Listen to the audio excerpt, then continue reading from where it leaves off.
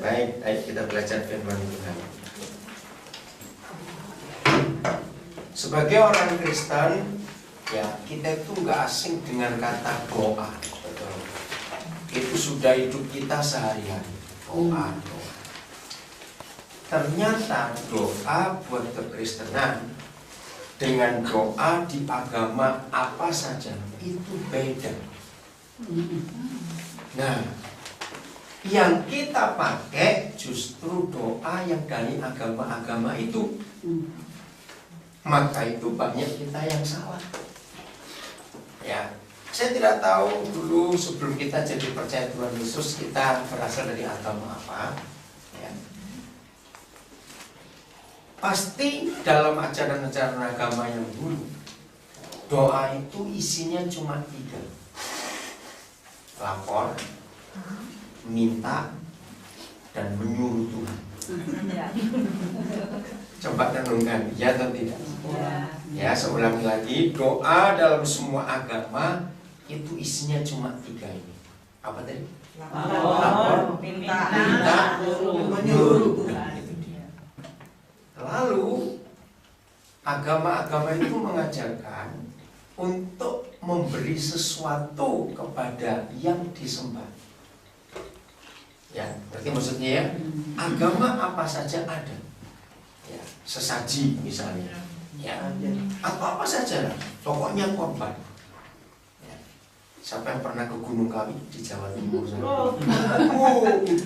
gedung itu penuh dengan jam dinding. Saya pikir apa ini? Kok kasih jam? Ya, pokoknya orang ngasih sesuatu kalau kasih. Ya. Mereka beranggapan makin banyak yang mereka beri, Tuhannya makin senang. Nah, saudara, ini yang dibawa masuk ke Kristenan. Memberi kepada Tuhan supaya Tuhan menjawab doa. Ini salah. Nah, yang lebih celaka lagi, setelah banyak yang kita beri, doanya tidak terjawab. Ayo, marah nggak? Lo marah atau tidak? Marah.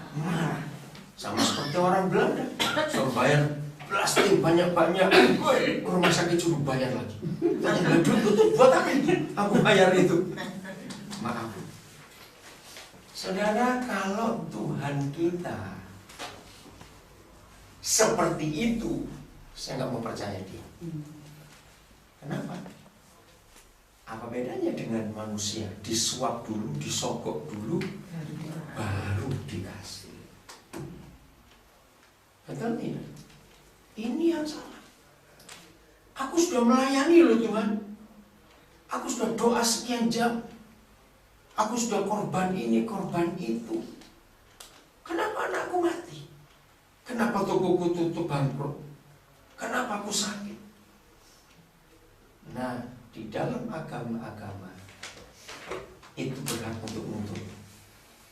Karena Tuhan sudah terima sesuatu kok. Mana balasannya? Sampai khotbah-khotbah tentang perpuluhan di dalam gereja Tuhan. Jadi sejahat itu. Artinya Tuhan kita mata duitan. Kalau kita kasih dia dikit, maka berinya kepada kita juga dikit. Lagi sekali, kalau Tuhan kita seperti itu, saya tidak mau percaya. Untuk apa percaya kepada dia mata duitan? Harus diberi dulu sesuatu, baru dia beri balik. Saudara, kesalahan ini berlanjut terus sampai hari ini di semua gereja. Kira-kira ya atau tidak saya ngomong?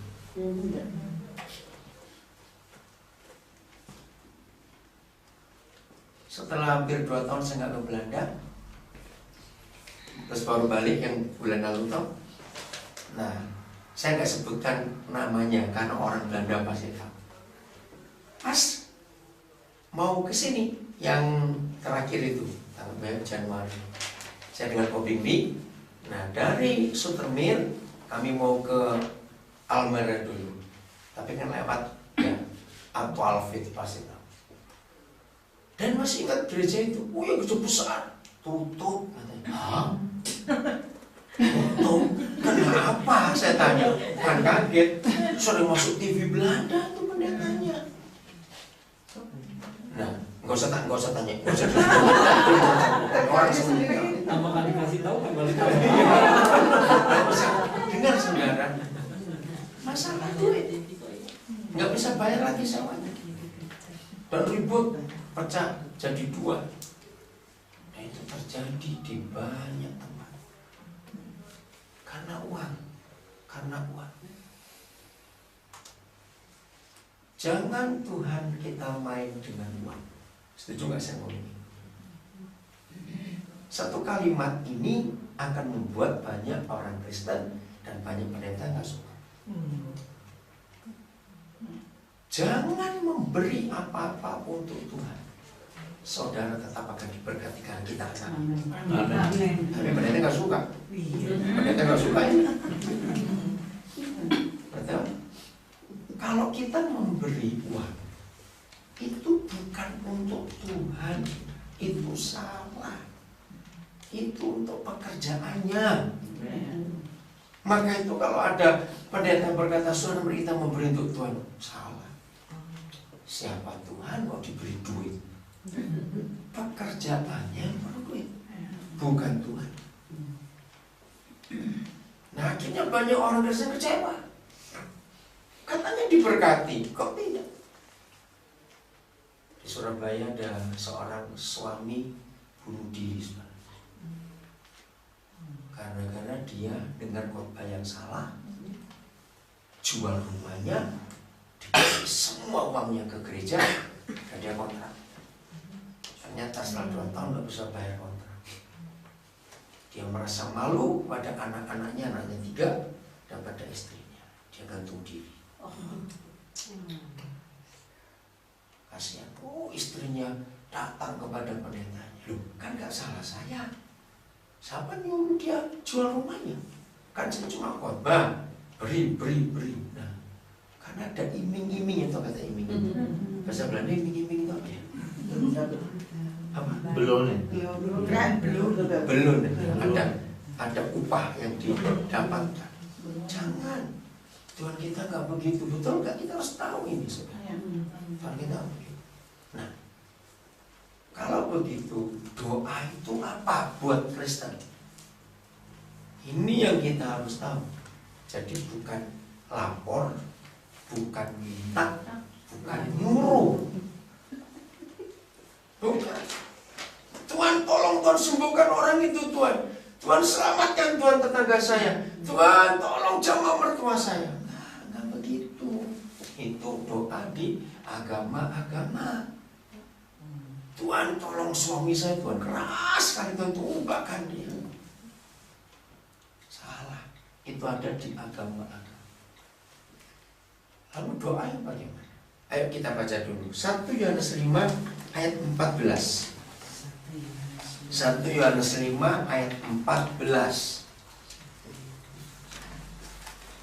1 Yohanes 5 ayat 14. Boleh baca bahasa Belanda, boleh baca bahasa Indonesia. Silakan.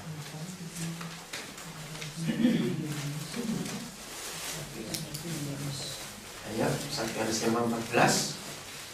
Saya baca aja boleh. Pasti kalau sombong bawa bahasa Belanda boleh sombong baca.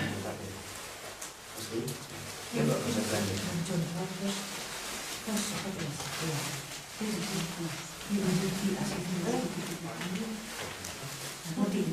Ya 14 surat Waktu. Silakan dibaca. Wij kunnen ons vol vertrouwen tot God brengen, in de zekerheid dat Hij naar ons luistert. Als we hem iets vragen, dat in overeenstemming is met zijn wil. Kata terakhir, met zijn wil. Coba bahasa Indonesianya. Ayo, silakan.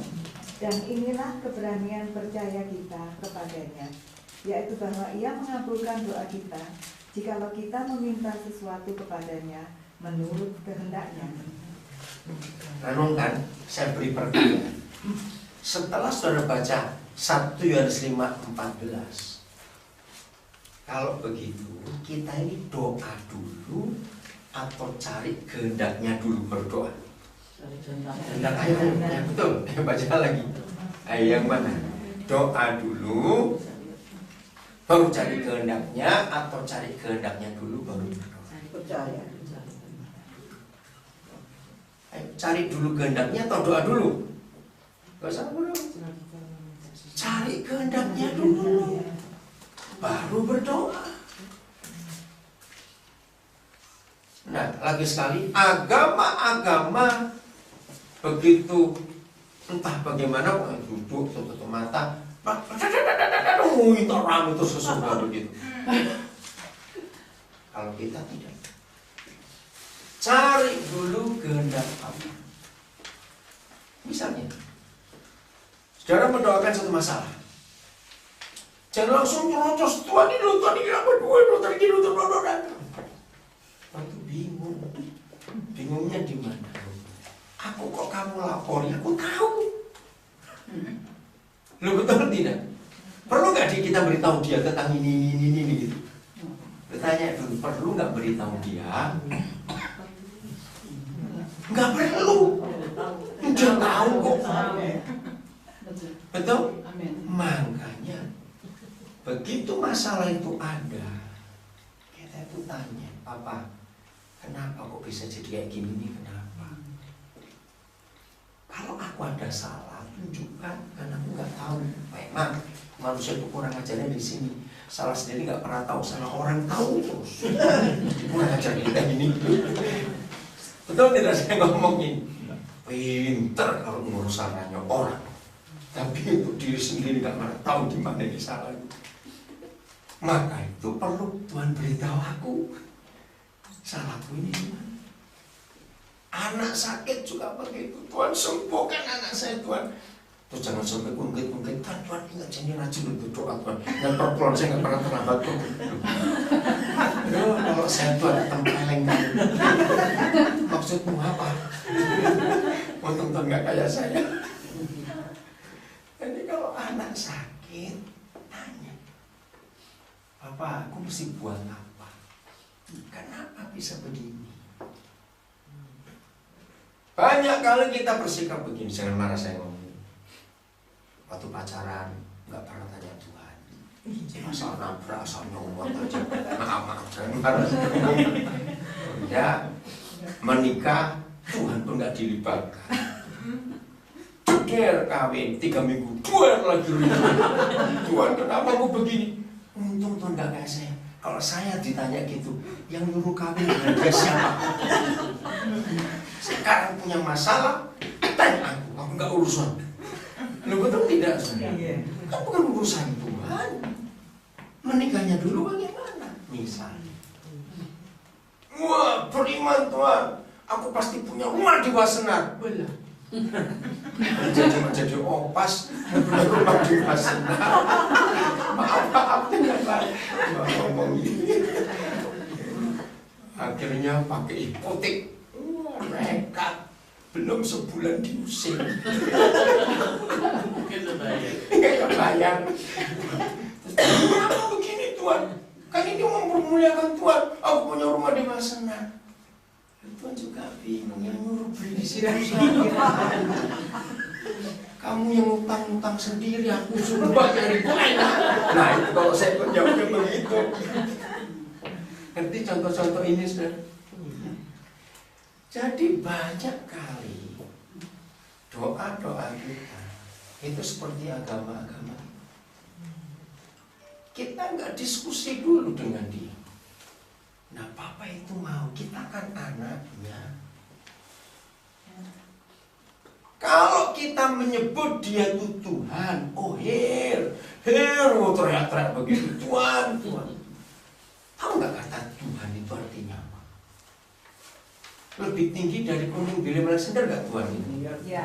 Nah, kalau Tuhan kedudukannya lebih tinggi dari Raja Belanda, terus saudara nyuruh dia, kurang ajar kan? Koning disuruh ini, tolong Tuhan jaga rumahku, aku mau ke Turki.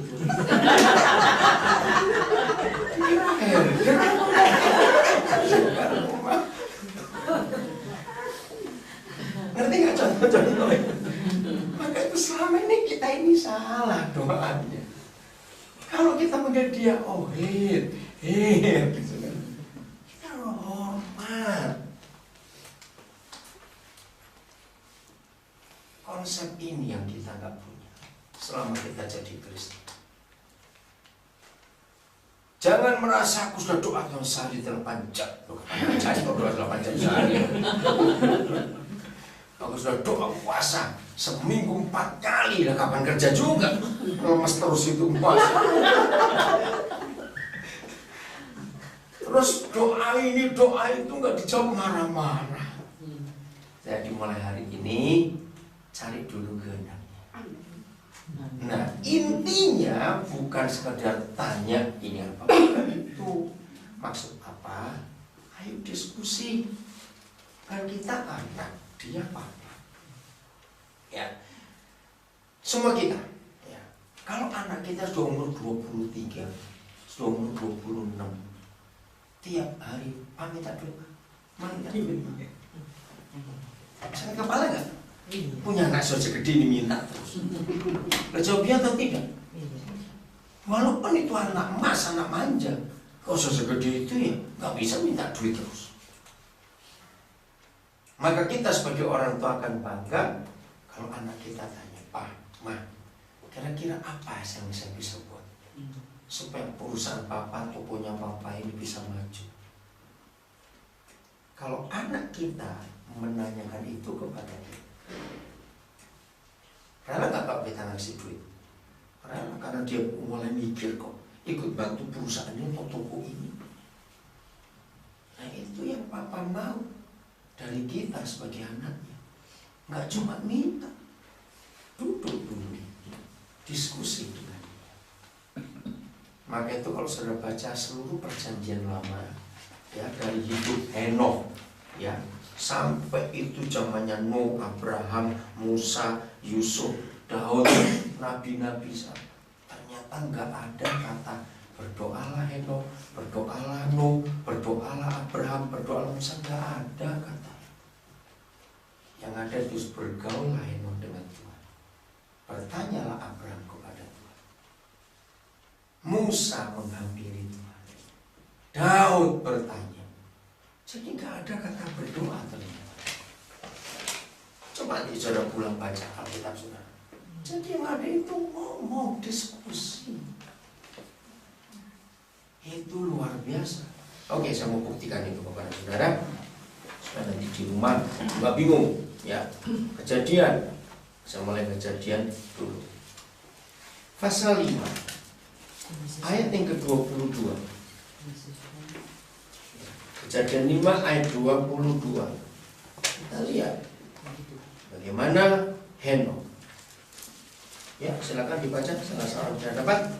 Kejadian 5 22. Dan Henokh hidup bergaul dengan Allah selama 300 tahun lagi. Nah, stop. Ada kata lagi menunjukkan 300 tahun saja atau lebih? Lebih. Bergaul terus ayat 24. Dan Henokh hidup bergaul dengan Allah, lalu ia tidak ada lagi, sebab ia telah diangkat oleh Allah. Kata bergaul itu kalau pakai bahasa agama berdoa. Tapi ini bergaul. Ayo saudara, coba bayangkan kalau bergaul itu bayangan saudara seperti apa? Bergaul bahasa Belandanya apa? Apa? Omha. Betul itu. Apa?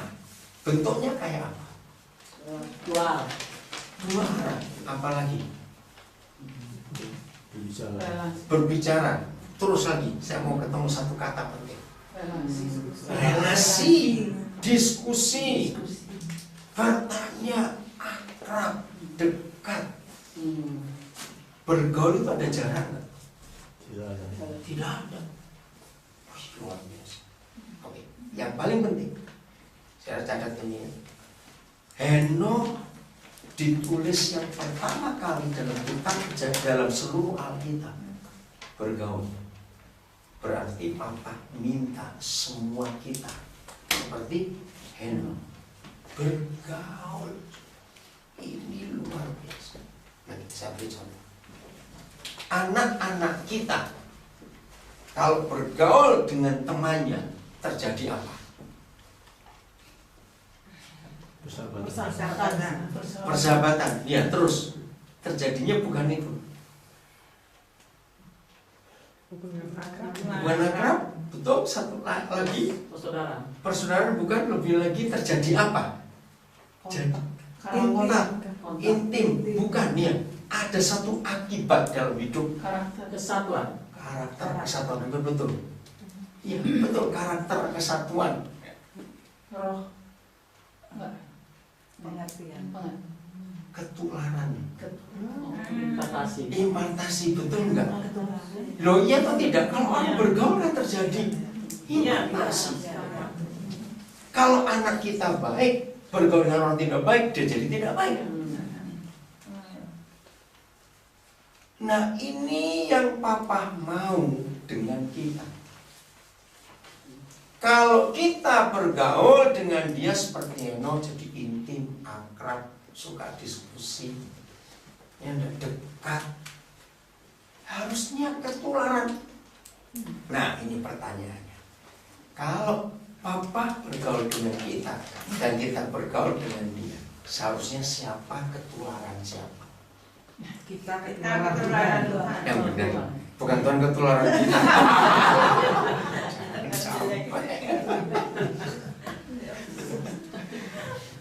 Nah, ayo, kalau saya memakai kata yang ditulis oleh Musa untuk Ibu Henokh, berapa tahun saudara dan saya jadi Kristen?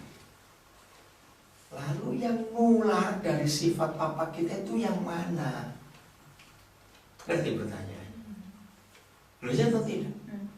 Kalau makin lama kita makin jauh berjalan jadi Kristen, kok makin jahat? Ini ketularan siapa? Makin lama jadi Kristen, kok makin pelit? Ketularan siapa ini? Ngerti pertanyaan? Makin lama jadi Kristen, kok nggak makin kayak Tuhan? Jadi makin kayak hantu kok dibalik. Padahal ke gerejanya rajin, sembayangnya, aduh, itu pun jam 8 masih belum sembayang, jam 12 masih sembayang, apa selesainya? Coba jam 2 lagi masih sembayang, ada besok saja sudah sembayang terus. Hebat. Jadi kalau kita sudah baca tentang Henokh, maka cara kita memberi nilai, ya, memberi nilai ya, apa sebenarnya nilai apa? Savor, ya. Itu bukan berapa jam berdoa, tapi makin ketularan Tuhan ke hidup. Katakan itu savor kita. Kekristenan kita harus dinilai berapa banyak aku ketularan dia. Ini konsep penting sudah dalam hidup. Kalau tidak, jadi sia-sia. Orang nggak bisa lihat Yesus lewat kita. Walaupun orang tahu kita rajin ke gereja. Kalau mau diajak pertemuan, diajak apa? Oh, aku pelayanan. Senin pelayanan. Selasa ya, oh pelayanan. Rebo, Kamis, loh, terus kapan nggak pelayanan? Berarti kata itu. Tapi apa hasilnya? Ketularan. Kejadian pasal yang ke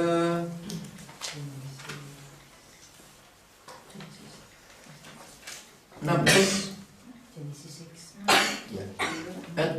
Benar. 18, kejadian 18, Pak. Ayat 1. Lihat contoh bagaimana Abraham akrab dengan Bapa di surga. Kejadian 18 ayat 1. Kemudian Yahweh menampakkan diri kepada Abraham. Saya tanya dulu, kalau ada kata menampakkan diri kepada Abraham, jadi Tuhan ngapain? Apa ngapain pada Abraham? Datang. Jadi siapa yang datang kepada siapa? Ini luar biasa.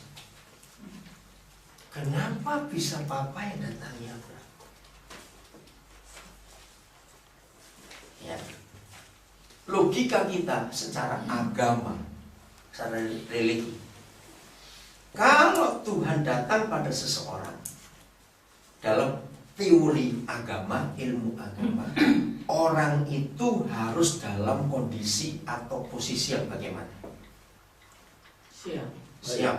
Apalagi baik, apalagi doa. Ya toh, kan sedang doa atau sedang sujud atau sedang menyembah, kan begitu konsepnya. Baru Tuhannya turun. Tapi lihat, Abraham sedang apa? Ya, kemudian Yahweh menampakkan diri kepada Abraham dekat Bontar-Bantin di Mamre. Sedang ia bagaimana? Duduk di pintu kemahnya, pintu rumahnya. Waktunya summer. Betul nggak? Panas terik, nggak cuma panas loh saudara. Di daerah saudara tinggal selama summer yang paling panas itu berapa grad? Panas sampai 40? Ingat yang terakhir Januari itu di Melbourne sampai 41. Itu yang tenisnya sampai sampai nggak begitu. 40 atau 46? 45 sampai orang bayangkan. Oke, panas terik. Kalau ada orang hari panas terik duduk di depan pintu, itu ngapain?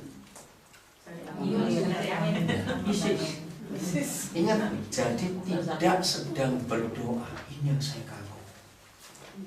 Cari angin. Ingat, zaman Abraham ada listrik nggak? Enggak. Berarti ada kipas angin enggak? Enggak, apalagi AC. Oke, saya pernah jadi guru sekolah minggu 13 tahun lalu. Di semua kelas, umur berapa saja, saya itu beri pertanyaan anak-anak. Karena saya lebih percaya anak-anak daripada orang dewasa. Jangan tersinggung. Ya, tidak, anak-anak itu tulus. Semua umur yang saya tanya, menurut kalian, Opa Abraham itu gemuk atau kurus? Saya tahu jawaban mereka apa? Gemuk. Saya nggak tahu kenapa di benak anak-anak Abraham itu langsung disebut gemuk. Ya udah, saya percaya mereka. Pertanyaan, orang gemuk kepanasan duduk di pintu kemah, kira-kira bagaimana posisi duduknya? Coba ayo bayangkan sebentar. Ini cara belajar Alkitab. Jangan diteologikan jadi Tuhan itu kudus. Jangan main-main. Apanya main-mainin dia santai begini kok? Betul. Ayo gimana kira-kira? Merem sebentar gayanya duduk orang gemuk panasnya kayak apa? Santai. Ya santainya kayak apa? Maaf lagi sekali. Ini logikanya. Kira-kira dia pakai baju nggak? Betul. Boleh nggak pikir begitu toh? Firman ini luar biasa. Ini yang saya kagum. Dalam kondisi yang tidak ada sikap agama sama sekali, nggak sedang main kecapi, sedang sujud, sedang angkat tangan, sedang doa, enggak, sedang kepanasan. Yahweh hadir. Ingat, ini perjanjian lama yang artinya Tuhan masih susah ditemui. Tapi toh sudah bisa begitu akrab. Dengan Henok dia akrab, dengan Abraham dia akrab, dengan Nuh juga begitu. Ya karena waktu saya nggak baca Kejadian 6, kita tahu Nuh diajak ngomong nggak oleh Tuhan? Diajak bicara nggak? Suruh buat apa? Kapal besar. Ingat zaman dulu paku belum ada, lem belum ada, gergaji belum ada. Itu saya nggak bisa bayangkan. Apalagi zaman Nuh, alat-alat transportasi air belum ada. Jangan lagi kapal, perahu juga belum ada. Jangan lagi perahu, getek, rakit aja belum ada. Coba saudara bayangkan, tahu-tahu perintahnya buat kapal. Kapalnya gede lagi, 7 tingkat. Saya percaya itu bingung, kapal itu gorengan apa? Kalau dia tanya makanan, tapi kan nggak dengar kata kapal. Dan dengan hujan pun belum pernah ada. Baca lagi. Tahu-tahu Yahweh bilang akan ada hujan, no? Bingung. Kalau hujan aja nggak pernah ada. Tapi kenapa nubuat? Karena dia kenal siapa yang bicara nih. Ini yang kita perlu belajar. Kenapa Yahweh bisa begitu akrab kepada Abraham? Sampai dalam keadaan OT-OT orang Jawa Timur nggak pakai baju. Dia hadir. Terus diskusi tentang Ishak. Saya nggak usah baca pada waktu. Ini loh saudara, kekristenan kita harus berubah seperti ini. Nanti kalau sampai pasal 18, 19, waktu mereka Tuhan dan Abraham tawar-menawar tentang Sodom dan Gomora. Tawar-menawar loh itu saudara, betul kan? Sedikit-sedikit nawarnya, 10. Ayo kalau saudara punya toko, ada pelanggan datang, Kelantan datang nawarnya, masa nggak boleh kurang 1 euro, 2 euro, 3 euro. Kalau saya punya toko saya lempar. Betul. Tapi Tuhan nggak marah. Kalau 20 gimana Tuhan? Dari berapa? 50 turun sampai 10. Tahu bahasa Jawa neritil. Dikit. Gimana nggak marah? Karena sahabat. Sebut sahabat. Ya. 2 sampai Musa ya. Keluaran, kita keluaran. Gimana Musa? Keluaran. Pasal 33. Keluaran pasal 33. Ayat yang ke-8 saya akan baca. Ini Musa. Apabila Musa keluar, pergi ke kemah itu, dia bangun kemah yang di luar perkemahannya. Bangunlah seluruh bangsa itu dan berdirilah mereka masing-masing di pintu kemahnya. Dan mereka mengikuti Musa dengan matanya sampai Musa masuk ke dalam kemah. Ayat 9 saudara, Roh Kudus biar ini terjadi buat kami semua. Enggak cuma untuk Musa, kami ingin mengalami ini Bapak, karena kami juga anakmu. Apabila Musa masuk ke dalam kemah itu, turunlah tiang awan dan berhenti di pintu kemah. Stop. Tanda Yahweh hadir itu tiang awan. Kalau kita baca baik-baik ayat 9, antara Musa dengan Bapa di surga, siapa yang menunggu siapa? Berarti pertanyaannya, coba baca. Siapa yang menunggu siapa? Yahweh Tuhan atau Musa yang menunggu? Tuhan. Itu yang saya kata. Tadi kita belajar dari Abraham. Siapa yang hadir? Bukan Abraham yang doa. Saudara, biar pulang dari pertemuan hari ini kita punya pengalaman baru bersama Roh Kudus. Akrab bergaul. Jadi Yahweh Tuhan itu Musa. Terus kalimat terakhir 9 itu saya kaget.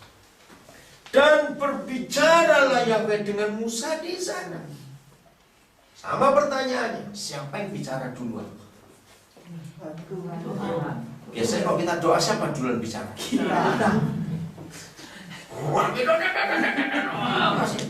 Amin. Begitu Tuhan ngomong, oh saya tidak anak kemana. Karena kita tidak menunggu juga menikmati. Belum selesai saudara, belum selesai. Ayat 11 itu loh. Apa sungguh kami ingin alami ini, hari ini dalam nama Yesus dan seterusnya. Dan Yahweh berbicara kepada Musa dengan apa?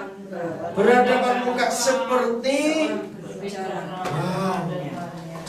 seperti seorang berbicara pada temannya. Ajaib guys. Percaya Papa kita bisa seperti ini dengan kita ada. Ini Mus. Tadi Abraham. Banyak lagi, saya nggak ada waktu ya. Sekarang Daud. Yosua juga begitu yang dibaca. Ada banyak hakim-hakim juga begitu banyak. 2 Samuel 5. 2 Samuel pasal 5. Bagaimana Daud?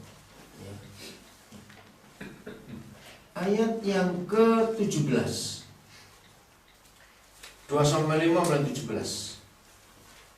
Sampai ayat yang ke-25 ya. Tapi saya nggak semua baca, saudara lihat di rumah. Ketika didengar orang Filistin bahwa Daud telah menjadi Urapi menjadi raja atas Israel, maka majulah semua orang Filistin untuk menangkap Daud.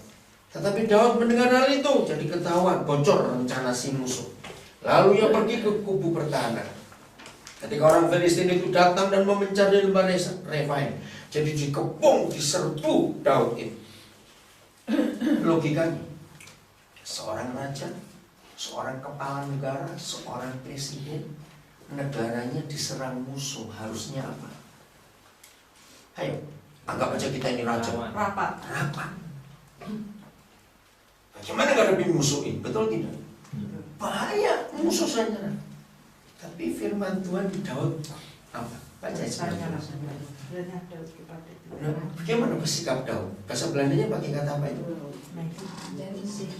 Apa dan apa? Bahasa Belanda 19 2 Samuel 5 ya. Ayat yang ke-19. Tolong lihat bahasa Belandanya. Kalimat pertama. David Wenden.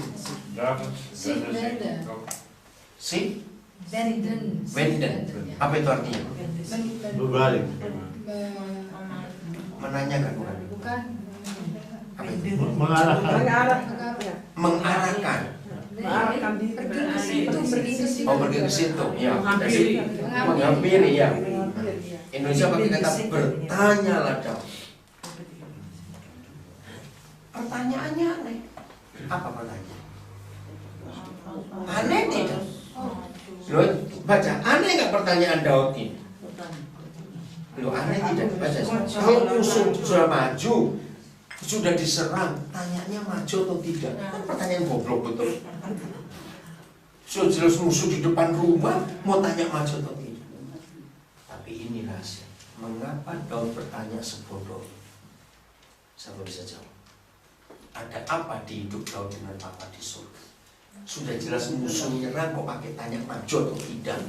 Artinya apa? Ini penting. Kata ini bagus sekali. Rahpleha. Orang meminta nasihat. Oh, bahasa Belanda pakai rat. Rahpleha. Itu yang kita mau pelajari. Mengapa ayat pertama saya kasih 1 Yohanes 5:14? Diskusi dulu dengan Bapak. Rat itu kan ada dalam pemerintahan ya, seperti bertanya yang lebih tinggi lagi. Hebat sekali. Ya bahasa Indonesia nggak ada. Cuma apakah kau harus maju melawan orang Filistin itu? Akan kau serahkan mereka dalam tanganmu? Tapi kata rat, fliegen. Itu tepat sekali. Menunjukkan Daud tidak bisa apa-apa tanpa Tuhan. Walaupun dia punya tentara, dia punya otoritas. Sekarang kalau dia memerintahkan serbu, selesai bukan? Loh, apa susahnya? Kalau betul tidak. Tapi dia mengandalkan Tuhan. Akhirnya menang. Tapi aneh kalimat ini. Berapa waktu kemudian setelah menang? Lihat ayat 22. Nah, nggak disebut berapa waktu. Ketika orang Filistin maju sekali lagi dan memencar lembah Refaim. Ayo. Kalau Daud seperti kita, misalnya berapa bulan yang lalu kita punya masalah A, bertanya kepada Tuhan, Rafflihan, ya kata itu bagus, kita menang. Nggak lama masalah yang sama datang. Ayo, apa yang kita buat biasanya? Bikin yang sama. Bikin yang sama. Tapi Daud tidak. 23 Esther, coba tolong baca. Katanya sama nggak ada? Kata Ja, orang itu sama ya. toen David de Heer raadpleegde, Nah, antwoordde hij: ga niet op hen af, maar maak een onttrekkende beweging en val hen dan aan in de rug vanuit de balkenstraat. aneh. Perang tapi suruh dari belakang, kayak petak umpat. Ini strategi dari surga. Walaupun masalah sama, tidak boleh kita menangani dengan hal yang sama. Papa punya strategi yang iblis tidak pernah tahu. Nah, ini yang kita harus tahu, yaitu bersekutu. Maka itu kalau berdoa jangan mewek dulu. Tuhan,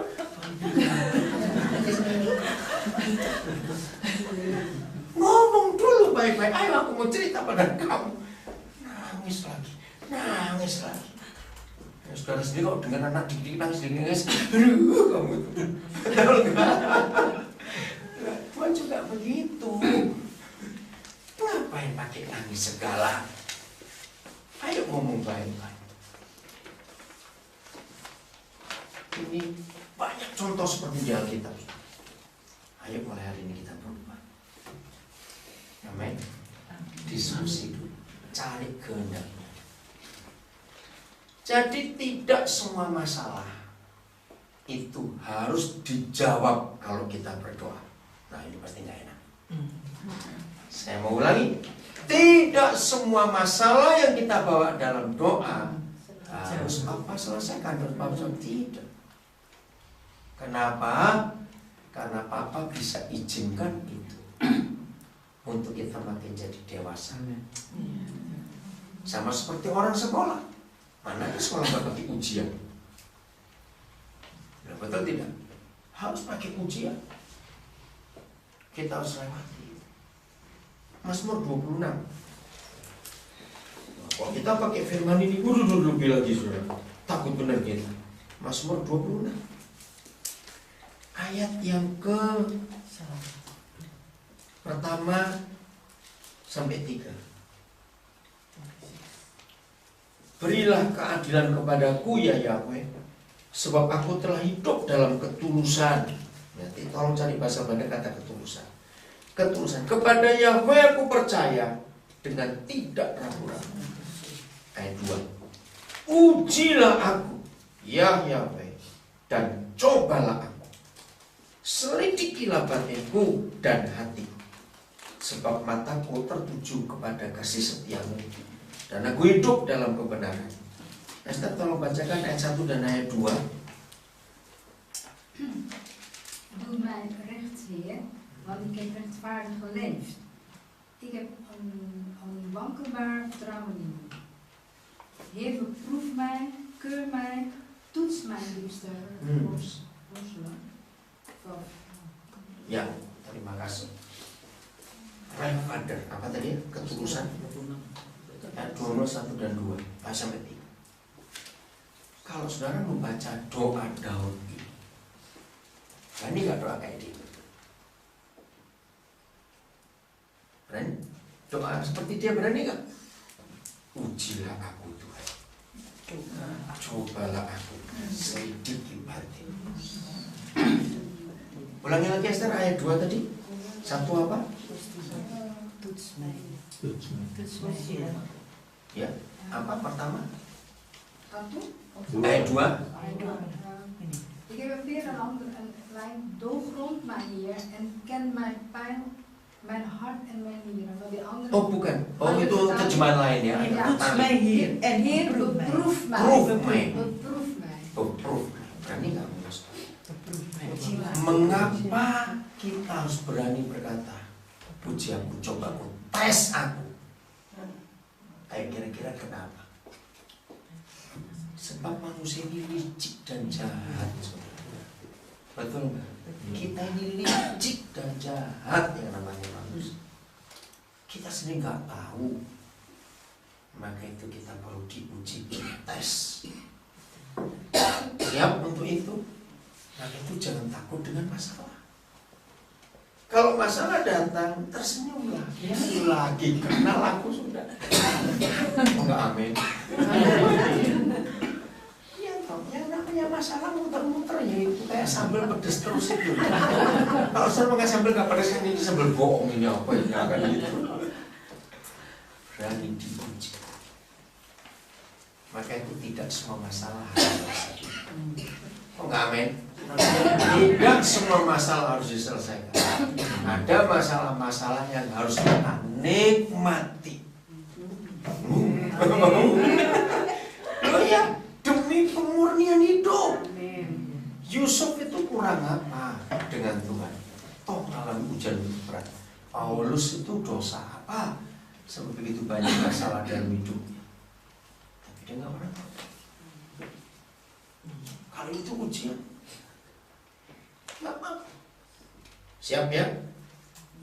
1 Korintus pasal 9. Ini bagian terakhir. Gimana Paulus, salah apa dia itu? Kok sampai 1 Korintus pasal 9.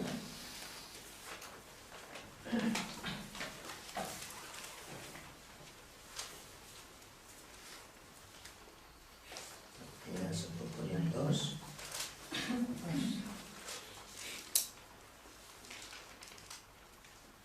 Kita harus jaga-jaga. 24. 1 Korintus 9 mulai 24. Tidak tahukah kamu bahwa dalam gelanggang pertandingan semua peserta turut berlari, tetapi bahwa hanya satu orang saja yang mendapat hadiah. Karena itu larilah begitu rupa sehingga kamu memperoleh hadiah itu. Ini yang penting. 25. Tiap-tiap orang yang turut mengambil dalam bagian dalam pertandingan menguasai dirinya dalam segala hal. Mereka berbuat demikian untuk memperoleh suatu mahkota yang fana, tetapi kita untuk memperoleh suatu mahkota yang abadi. Sebab itu aku tidak berlari tanpa tujuan, dan aku bukan petinju yang sembarangan saja memukul, tetapi aku bagaimana? Melatih tubuhku dan menguasainya seluruhnya, supaya sesudah aku memberitakan Injil kepada orang lain jangan aku sendiri. Saya tidak tahu berapa banyak di antara saudara mengikuti tim-tim dari Belanda yang mengikut Olimpiade. Berat atau ringan latihannya? Ya, sepak bola contohnya. Sebentar lagi bulan Juni ada WK. Berat atau ringan latihannya? Papa juga sedang melatih kita seperti itu. Maka itu kalau dia datangkan masalah, jangan minta diselesaikan dulu, nikmati dulu.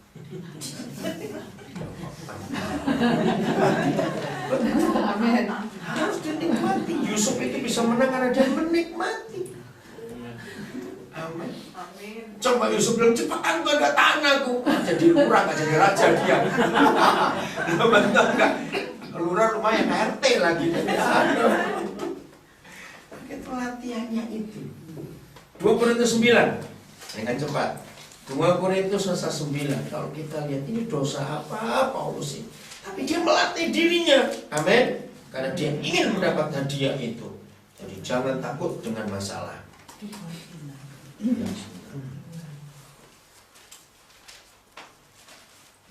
Ayat yang ke-13 saya baca 2 Korintus 9 ayat 13. Dan oleh sebab kamu telah apa? Tahan uji dalam pelayanan itu. Tahan uji. Bahasa Belandanya apa? Tahan uji. Ayat 13 Korintus 9. Ini yang penting, tahan uji itu. Apa bahasa Belandanya tahan uji? Tahan uji. Ayo tolong dibaca. Yang bahasa Belanda cepat. Dari Ayo, Esther, sudah baca Pak? Want door dit duidelijk blijk van hulpbetoon prijzen zij God om uw gehoorzaamheid. Ada kata uji apa? Kalimat pertama Hulpbeton dan uji. Esther ketemu Uji. kalimat pertama ayat 13. 2 Korintus 9 ayat 13. Gak ada pakai kata apa di situ? Volhouden. Volharden. Itu apa artinya? Sabar bukan?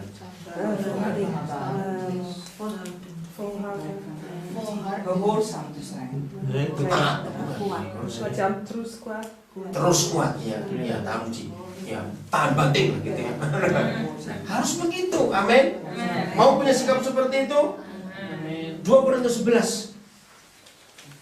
Supaya kita makin dikuatkan. 2 Korintus pasal 11 ayat yang ke-23. Apakah mereka pelayan Kristus? 2 Korintus 11 ayat 23. Apakah mereka pelayan Kristus? Aku berkata seperti orang gila. Aku lebih lagi, lihat ini. Aku lebih banyak makan di fake itu. Lebih banyak apa coba? Berjelilah. Lebih sering di hotel. Nah, di penjara, didera di luar batas. Kerap kali dalam bahaya maut. 5 kali aku disiksa orang Yahudi. Setiap kali pukulan 40 kurang 1 pukulan. 3 kali aku dicambuk didera. 1 kali aku dilempari bakpao gitu. Dilempari apa? 3 kali mengalami karam kapal. Sehari semalam aku terkatung-katung di tengah laut. Dalam perjalanan aku sering diancam bahaya banjir, bahaya penyamun, bahaya dari pihak orang-orang Yahudi, dari pihak orang-orang bukan Yahudi, bahaya di kota, bahaya di padang gurun, bahaya di tengah laut, bahaya dari pihak saudara palsu. Aku banyak berjadi lelah dan bekerja berat. Kerap kali aku tidak tidur, aku lapar, dahaga. Kerap kali aku berpuasa, kedinginan dan tanpa pakaian. Terus dan dengan tidak menyebut banyak hal lain lagi. Ya ampun, mau kurang berapa banyak lagi? Ayo kalau saudara lihat daftar penderitaan Paulus, saudara seberapanya? Sedikit. Ayo seberapanya? Seberapanya? Belum apa-apa. Sudah ngomel. Ayo, logika agama, ini pasti ada dosa ini orang. Ya, betul nggak? Orang yang beragama semua orang. Oh punya dosa kamu. Oh punya dosa kamu. Ayo berani berkata Paulus punya dosa. Loh, tapi kenapa menderita sebanyak ini? Jawabannya tadi, uji aku Tuhan, tes aku Tuhan. Sudah benar nggak hidupku? Kekristenan harus mengalami seperti itu supaya kita makin murni. Amin. Karena dites dengan api itu tadi, hubungan kita makin akrab dengan Bapa di surga, bergaul sampai sifat-sifatnya menular ke kita. Mau seperti itu? Harus. Tahun ke tahun kekristenan kita harus lebih makin benar. Oh betapa indahnya kalau dunia melihat kita seperti itu. Yesus yang muncul di hidup kita. Jadi kalau punya masalah nangis, jangan ketawa. Oh puji Tuhan aku diuji, wah enak sekali Tuhan, haleluya. Siap. Jadi jangan suka nyalakan Tuhan. Diskusi dengan Dia. Tuhan memberkati kita semua. Ujilah aku Tuhan, cobalah aku Tuhan, selidiki batinku dan hatiku, mataku tertuju padamu, mataku tertuju padamu. Ulangi lagi, ujilah aku Tuhan,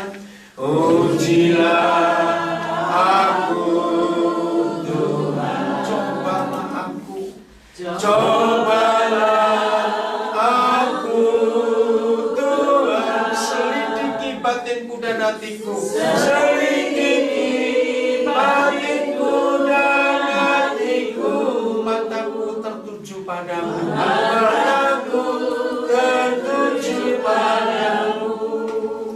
Saudara, doa ini gak main-main, tapi inilah yang harus kita alami dalam hidup.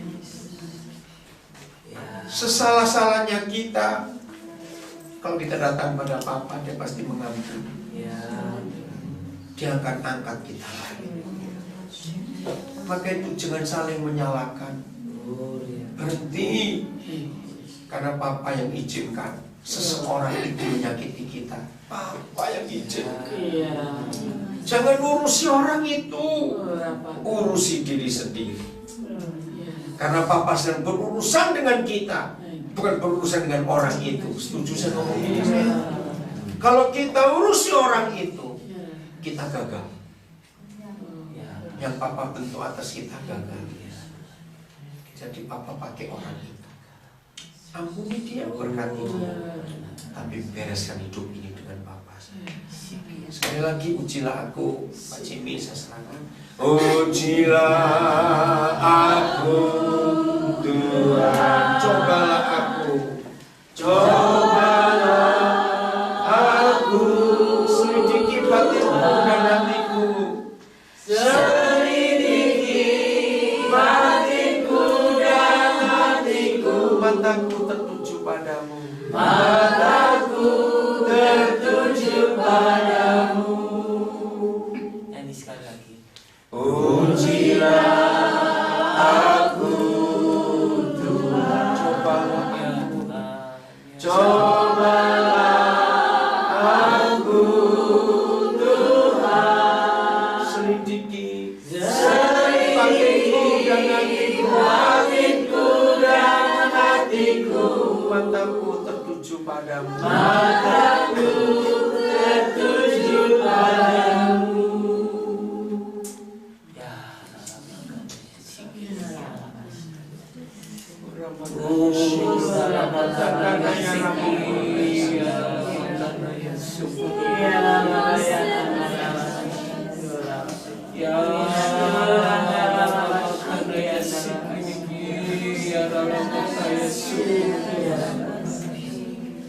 Ya Tuhan, ya Tuhan, ini cerita kami Tuhan,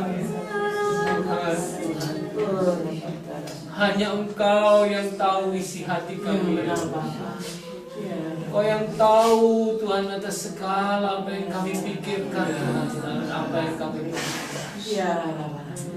Tuhan, biarlah Engkau saat ini pada malam hari Tuhan menyelidiki hati kami yang terdalam. Ampuni atas segala dosa dan kesalahan kami, Tuhan. Yang seringkali Tuhan kami berjalan menurut kehendak kami sendiri, Tuhan. Seringkali kami tidak ikut menyertakan Engkau di dalam kehidupan ini, ya Tuhan. Ampuni kami. Ya Tuhan, ajari kami, Tuhan, ajari kami. Ajari kami untuk kami setiap saat mendengar, Tuhan. Ajari kami untuk setiap saat kami boleh mengerti akan kehendak-Mu, Tuhan, dalam hidup ini, ya Tuhan. Terima kasih, Tuhan, terima kasih. Terima kasih, Tuhan. Kami tahu, Tuhan, pada malam hari ini, Tuhan, Engkau yang memuaskan hidup kami. Engkau yang mendengar setiap seruan doa kami, Tuhan. Terima kasih, Tuhan. Sekali lagi, Tuhan, biarlah Engkau sendiri, Tuhan Yesus. Biarlah Engkau sendiri, Tuhan, memberikan kami roh pengertian itu. Biarlah pewahyuan-Mu ada di dalam hidup kami, Tuhan, supaya kami boleh mengerti, Tuhan, akan kehendak-Mu, Tuhan Yesus. Kuatkan kami, Tuhan, kuatkan kami. Buat kami tetap hanya memandang kepadamu, Tuhan. Karena kami tahu, Tuhan, segala perkara, Tuhan Yesus, Tuhan mendatangkan kebaikan. Amin. Benar, Bapak, benar. Terima kasih, Tuhan. bahwa Engkau tidak pernah Tuhan meninggalkan kami sedetik pun Tuhan. Terima kasih Tuhan Yesus. Berikan kami kekuatan Tuhan. Berikan kami kekuatan untuk kami dapat menyelesaikan bagian kami. Oh terima kasih Tuhan Yesus. Terima kasih. Terima kasih Tuhan. Biarlah Engkau sendiri yang Tuhan menyelesaikan apa yang menjadi seruan doa kami ya Tuhan. Terima kasih ya Bapa. Terima kasih Tuhan. Kami pulang, kami menjadi orang yang lain dan kami dikuatkan di dalam Engkau. Terima kasih Tuhan buat malam hari yang indah ini Tuhan. Di mana Engkau sendiri sudah berbicara kepada kami ya Tuhan. Terima kasih Bapak. Berkati kami sekalian Tuhan. Berkati rumah tangga kami. Berkati setiap anak-anak kami Tuhan. Oh terima kasih, berkati kepada suami istri kami ya Tuhan Yesus. Terima kasih ya Bapa. Biar berkat-Mu yang baru turun atas hidup kami. Terima kasih. Di dalam nama Tuhan Yesus. Sekali lagi kami menteraikan di dalam nama Tuhan Yesus. Amin. Amin. Terima kasih. Bermakna barang langsung berangkat ke sini tadi. Senang sekali bisa bertemu dengan saudara-saudara semuanya. Saya belajar firman Tuhan. Ya. Ada perlu terjemahkan nggak ini? Nggak ada. Nggak ada ya. Baik. Saya mulai dengan satu pertanyaan. Dengar ya. Saya mulai dengan satu pertanyaan. Kira-kira satu kata saja ya yang paling tepat, yang paling cocok untuk kita ini bisa mengikuti Tuhan, berjalan dengan Tuhan dengan baik, dengan sempurna. Satu kata saja. Kalau saudara pakai komputer mau program apa saja pasti ada password, bukan? Ya. Ada password. Apa bisa belajarnya password itu password. Oke. Nah, apa itu? Satu kata ini untuk hidup kekristenan kita. Passwordnya itu apa? Ayo cepat. Setia, bukan. Kasih, bukan. Percaya, bukan. Anugerah, bukan. Iman. Nah, taat. Nurut. Ya, bahasa Belandanya gehorsam, betul. Ya. Taat itu password. Untuk apa saja di dalam janji-janji Tuhan kita, di dalam semua program yang surga buat. Kalau Alkitab itu sebuah komputer, maka passwordnya adalah taat. Kira-kira ya atau tidak? Taat, betul? Nurut.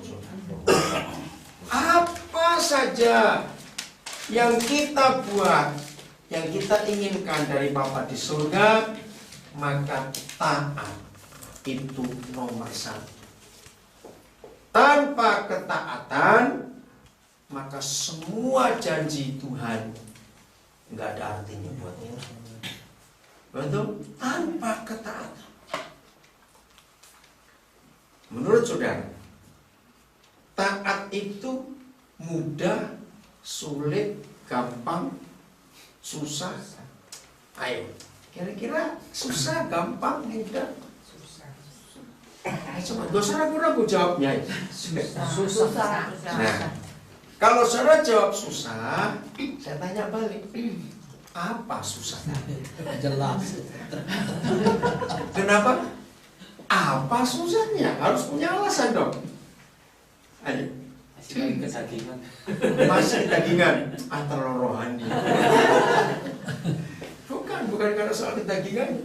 Keinginan dunia masih banyak. Keinginan dunia masih banyak. Bukan juga. Goblok. Iya. Jawabannya karena kita ini maunya sendiri. Betul? Karpe dewe, orang Jawa bilang begitu. Maunya sendiri. Nah, ayo kita belajar. menurut saudara, manusia atau natur yang di luar ini yang taat kepada Tuhan? Malu nggak? Loh, malu nggak? Kenapa diren, natur, binatang dan pohon-pohonan nurutnya luar biasa? Ya, sekarang lagi winter, mereka diam seperti mati, nggak ngomel. Mereka nggak tanya, mana daun-daunku? Kenapa aku gundul begini? Nggak ngomel pada Tuhan. Betul? Sebentar lagi masuk musim semi, keluar lagi. Sudah keluar duluan sekarang. Iya, begitu musim semi keluar, selesai, masuk summer. Lebat lagi. Begitu selesai summer, masuk harvest. Habis lagi daunnya. Mereka ngomel? Enggak. Mereka ikut siklus alam ini.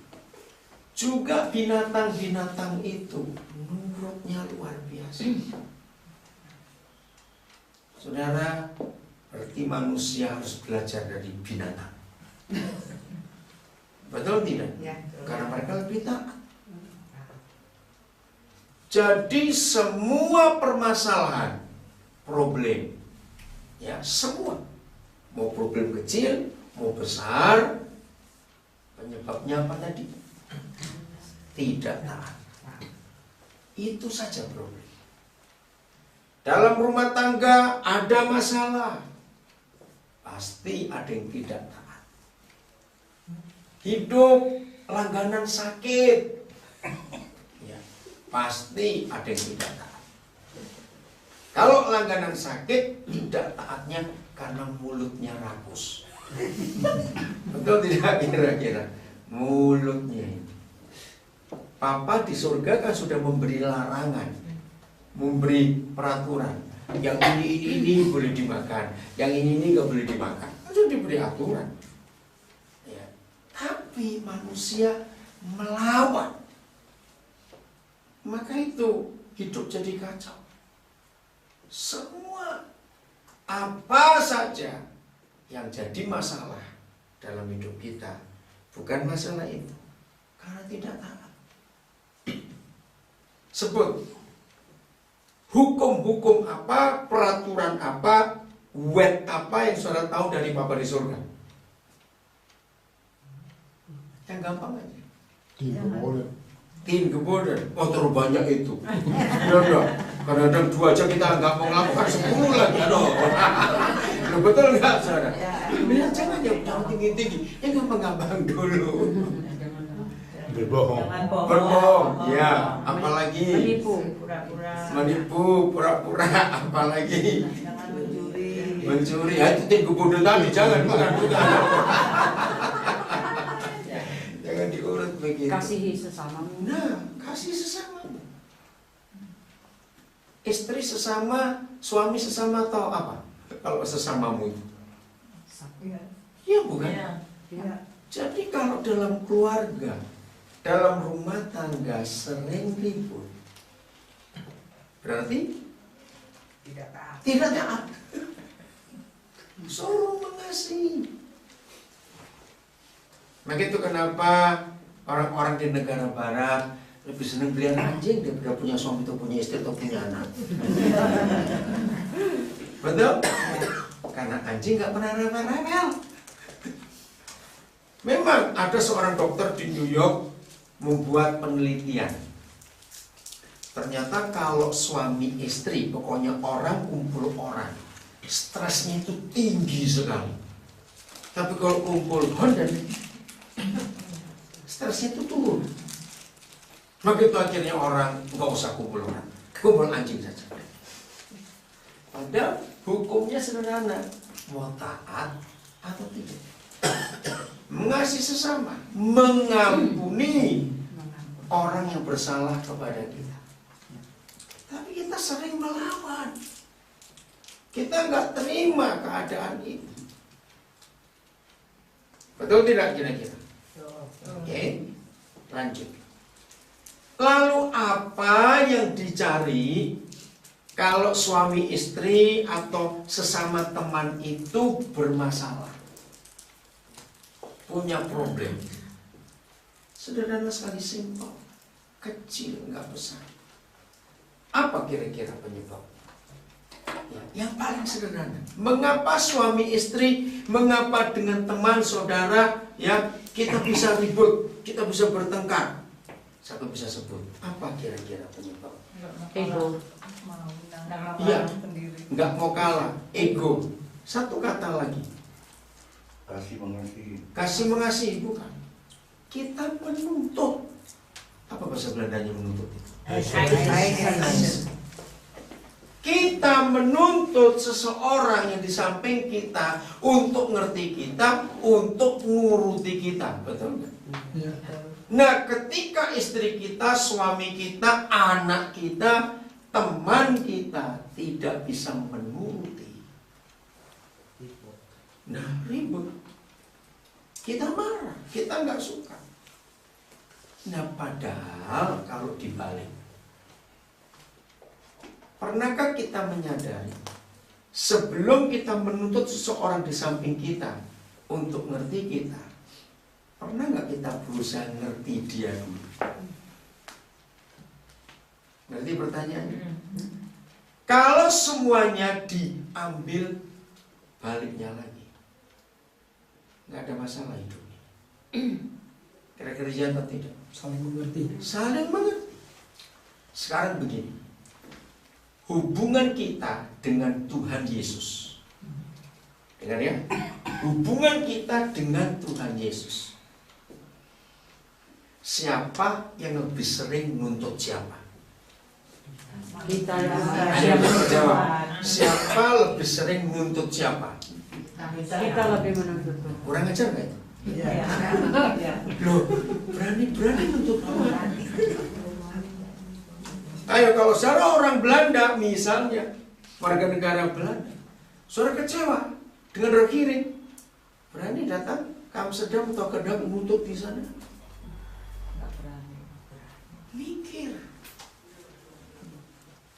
Mengapa dengan Tuhan kita berani, kurang ajar? Seharusnya Tuhan Yesus yang lebih banyak menuntut kita. Betul atau tidak? Seharusnya Tuhan Yesus lebih banyak menuntut kita. Tapi kita sering menuntut Dia. Tuhan, kenapa doaku nggak dijawab? Tuhan, kenapa anakku sakit? Tuhan, kenapa anjingku hari ini mati ini, kenapa? Banyak hal yang kita bisa tuntut kepada Tuhan. Seharusnya seperti tadi, sebelum kita menuntut seseorang di samping kita untuk mengerti kita, coba belajar. Oh, puji Tuhan, Pak. Gak apa-apa. Belum 10 menit. Wis telat kok. Ini juga gak apa-apa. Ke depan aja itu. Belum buka Alkitab kok, belum. Iya. Lagi sekali ini, saudara, penting sekali. Kalau dua orang ini bisa saling mengerti, ada masalah? Tidak. Saya tanya lagi, antara kita dengan Tuhan Yesus, kalau berhubungan, ya sebetulnya yang rugi itu siapa? Kita. Antara kita dengan Tuhan Yesus. Dalam relasi ini, kalau kita mikir baik, yang rugi siapa? Kita. Tuhan dong yang rugi. Kita rugi apa? Ya Bapak, kita dengar coba alasannya apa? Kok bisa kita yang rugi? Kenapa? Dalam relasi antara kita dengan Tuhan Yesus. Kenapa? Jawab yang rugi kita. Karena kita nggak mau mendengar. Tunggu dulu. Ya, susah. Kenapa jawabnya? Kenapa? Kok yang rugi kita? Apa jawabannya? Kan tadi saya tanya, dalam relasi kita dengan Tuhan Yesus, kalau dipikir-pikir, yang rugi itu siapa? Nanti relasinya baik atau Loh enggak, pokoknya Punya relasi. relasi apa? Iya, pokoknya relasi. Mau baik mau tidak, yang rugi siapa? Kalau buat saya nggak ada yang rugi, dua-dua menang. Nah, saya beri contoh. Kalau sampai saudara bisa punya relasi baik dengan seorang pejabat di negeri ini, mau menteri siapa, minister siapa, ya misalnya, dalam hubungan itu, kalau dipikir siapa yang rugi? Yang lebih tinggi atau lebih rendah? Nah, yang lebih tinggi pasti lebih rugi kalau dibanding kita yang lebih rendah. Betul? Kalau masalah suami istri itu nggak ada yang dirugikan. Kita nggak bisa bilang untung rugi kalau suami istri. Tapi saya bilang tadi ini antara kita dengan Tuhan Yesus. Betul? Mikir. Dalam relasi ini pasti Tuhan yang lebih banyak rugi. Kenapa? Sederhana. Yang lebih banyak ngalah siapa? Antara kita dengan Tuhan. Tuhan. Nah, sekarang Sus. Nah, betul nggak? Saya ulangi lagi. Siapa yang lebih banyak mengalah antara kita dengan Tuhan Yesus? Dengan Bapa di surga. Bayangkan kalau apa bahasa Belandanya mengalah? Tuhan. Tuhan. Sekarang bayangkan kalau Tuhan nggak mau ngalah dengan kita jadi apa? Tempe bacem. Betul nggak? Jadi tempe bacem, betul. Loh iya atau tidak? Coba jawab. Kalau Tuhan nggak mau ngalah, secara logika siapa yang berhak tidak ngalah? Tuhan nggak bisa ngalah dong. Dia akan mempertahankan hukum yang dia punya. Tapi lihat terhadap kita, kesabarannya itu luar biasa. Ayo jujur, kalau saudara sedang tersinggung dengan seseorang, bisa nggak buat baik pada orang itu? Jengkel. Nah, secara logika antara kita dengan Tuhan, siapa yang sering menjengkelkan siapa? Pertanyaan penting nggak? Antara kita dengan Tuhan, siapa yang lebih sering menjengkelkan siapa? Cuma kita sering menjengkelkan Tuhan. Nah, ini pertanyaan. Waktu Tuhan kita jengkelkan dengan kelakuan kita, apa yang dia buat? Terus dia bilang, aku stop oksigen. Lu coba jawab, aku stop oksigen. Terus gimana? Mati. Atau oke lah, bayar setiap satu tarik nafas 1 sen euro. Murah atau mahal kalau 1 sen euro? Murah kalau cuma 1 sen. Tapi mau dipakai berapa tahun? Itu dia. Loh betul, kalau Tuhan tersinggung, bisa nggak secara logika? Bisa seharusnya. Tapi Tuhan nggak pernah tersinggung. Jadi begini, sebelum kita bertengkar dengan saudara kita, sebelum kita marah pada saudara kita karena sesuatu yang dia buat kita nggak suka, aplikasikan, coba kembalikan antara hubungan kita dengan Tuhan Yesus. Ngerti maksud saya? Belum ngerti tidak? Jelas? Ya toh? Apalagi suami istri yang sering bertengkar, itu kan suami istri, bukan tetangga dan tetangga loh. Betul nggak? Bukan teman dengan teman. Ya atau tidak? Yang sering bertengkar itu suami istri atau tetangga dengan tetangga? Suami istri.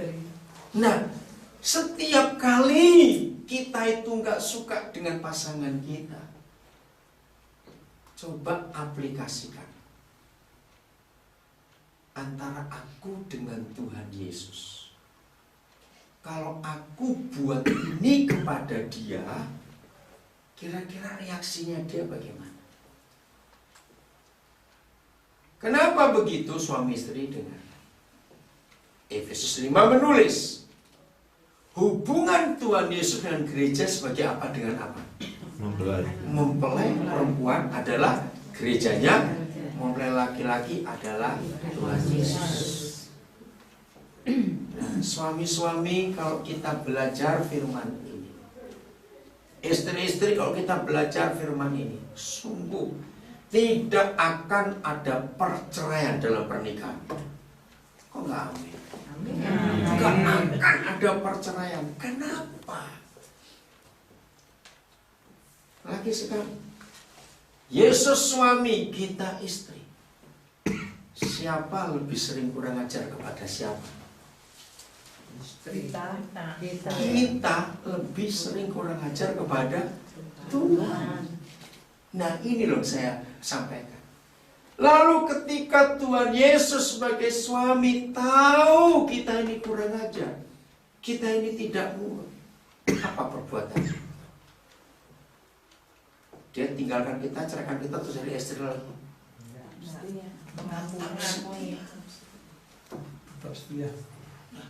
Sekarang baca ayatnya. 2 Timotius 2 ayat 13. Ini yang mengagumkan. Kita harus belajar apa saja dari hubungan Tuhan dengan kita. 2 Timotius 2 ayat 13. Boleh baca bahasa Belanda juga. 2 Timotius 3 ayat 13. Sungguh gak akan ada perceraian kalau kita taat kepada hukum Tuhan kita. Sebab hukumnya itu sempurna. Ya. Oke, sudah dapat bahasa Indonesia, silakan baca bahasa Indonesianya. 2 Timotius 2:13. Silakan ya. Jika kita tidak setia, Perhatikan ya. Jika kita tidak setia, dia tetap setia. dia tetap setia karena Dia tidak dapat menyangkal dirinya sendiri. ya. Bahasa Belanda silakan. Ayo. Ya, silakan baca bahasa Als Belanda. wij ontrouw zijn, hij blijft trouw. Of hij kan Ada kata zichzelf trouw ya. vertrouw. Ja. Saudara, ini luar biasa. Apa kata lain tidak setia? Ontrouw. Bukan. Kalau bahasa Indonesia itu berkhianat. Bahasa Belanda apa itu berkhianat? Ontrouw, bukan. Berkhianat, apa bahasa Belanda berkhianat? Seperti Yudas mengkhianati Tuhan Yesus itu loh. Verraden. Terima kasih. Loh betul tidak? Tidak setia itu terlalu jahat ya justru. Loh jawab jahat tidak setia. Jahat. Tapi apa sikap Tuhan Yesus terhadap kita? Setia. Suami ternyata menjadi suami itu jauh lebih berat daripada jadi istri. Sebab suami kalau salah, Tuhan akan berurusan dengan suami. Tapi kalau istri salah, bukan Tuhan berurusan dengan istri, tapi suami. Itu gak beratnya. Maka itu tiap kali saya memberkati pernikahan konseling, saya tekankan ini suami itu jauh lebih berat. Bukan berarti istri boleh seenaknya, tapi ini hukumnya. Kalau istri salah, suami tidak boleh ngapa-ngapain. Harus diam saja. Menerima. Sesalah-salahnya istri, karena Yesus Tuhan sebagai suami surgawi, ketika kita khianati, dia tetap setia. Maka itu diantara berapa bahasa di dunia ini, saya suka bahasa Belanda, karena menikah dalam bahasa Belanda artinya trouw. Dan trouw itu artinya setia. Jadi kalau orang Belanda mau menikah, itu kalimatnya bilang, aku mau setia dengan kamu. Hebat nggak kalau kata itu? Dan itu Tuhan Yesus yang setia kepada kita. Banyak suami salah menggunakan Matius 19. Oh, boleh ceraikan kalau karena berzina. Tunggu dulu. Bukan itu hukumnya. Sekalipun istri berzina, suami adalah Yesus dan harus terima istrinya apa adanya. Ini hukum yang luar biasa. Tidak ada buku di dunia ini seperti Alkitab menggambarkan suami itu sebagai kepala, istri itu badan. Betul? Sebagai kepala, badan kita pernah salah nggak? Badan pernah salah nggak? Ayo, kalau badan salah itu contohnya apa? Gatal-gatal. Oh iya, betul. Loh, betul. Iya. Enak nggak kalau badan gatal-gatal? Aduh, kayak monyet daruk. Maaf. Tapi kepala bilang gini, capek aku punya badan kayak kamu, gatal terus, aku mau ganti badan lain. Bisa nggak? Kepala berkata begitu. Segatal-gatalnya dia, tetap kepala perlu badan. Ngapain kan kalau badan gatal-gatal, terus kepala bilang aku nggak mau hidup dengan kamu, aku mau sendiri saja.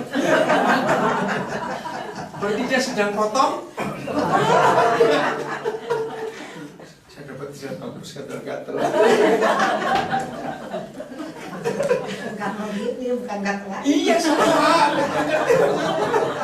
Gak enak orang gatal-gatal, gak enak. Gak enak kan, Iya. tidur. Aduh, istilah bagus. Saya berikut soal itu saya sering ilustrasi begini, tersandung. Sakit gak kesandung? Sakit. Apalagi kalau tulang kering kena ujungnya meja.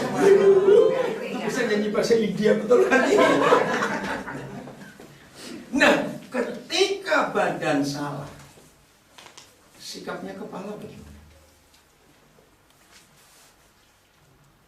Loh, coba jawab. Kepala kita nggak mikir, nanti dipikir, mikir. Kepala yang nerima. Mau aduh sakitnya. Nah bilang, hei, mata lu di mana? Kenapa kamu jalan nggak lihat kan? Apa kepala berbuat begitu? Enggak. Dan kepala kan di dia, bukan di kaki. Saudara, hukum itu luar biasa. Sama kebalikan. Badan sehat, tapi kepala sakit terus. Migran kiri, migran kanan, dulu rasanya kayak apa? Saya sih nggak pernah tahu migran kayak apa, tapi pernah lihat orang migran sampai dijambak-jambak dia nggak sembuh. Jujur bukan aku sampai kocak kita ke kepala. Tubuh sehat, jantung sehat, nirnya sehat, semuanya sehat. Kepalanya cekot-cekot terus. Tubuh bagaimana? Menerima. Ya harus nerima itu kepalanya kok. Walaupun cepat miring-miring jalannya itu karena kepalanya pusing terus.